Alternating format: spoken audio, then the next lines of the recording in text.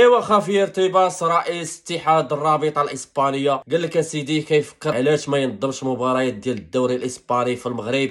يعجبوه التيرانات، قال لك كاينين جمهور ديال الدوري الاسباني، وحتى بالنسبه لنا هذه القضيه واعره، ولكن الا كانت هذه الفكره غتطبق مورا المونديال 2030. حيت دابا هذا الشيء اللي وقع المباراه ديال المنتخب الاسباني مع المنتخب المصري، داكشي ديال العنصريه وبزاف ديال الحوايج، حيت دابا مع هذا الشيء الفينال بحال والو غيمشي ليهم غيجي للمغرب. فهمتي؟ فكروا في هذه القضيه زعما في 2029 ولا في 2028 زعما يجيو ينظموا عندنا مباريات، ولكن بلاش الا كنتو غتنظموا هاد المباريات ديال الدوري تار 2031 نهار مور المونديال تنديو النهائي ديال كاس العالم 2030 وديك الساعه مرحبا. اما دابا لا، خليونا بيناتنا. دابا الا جاو دابا هما شي لعيبه، وحيت راه ماشي المغاربه اللي غيتفرجوا، راه غيجيو حتى الاسبان. باش نقول لكم هذه القضيه هي مبادره واعره، ولكن حتى المورا 2030 الله يعافيها الوالدين.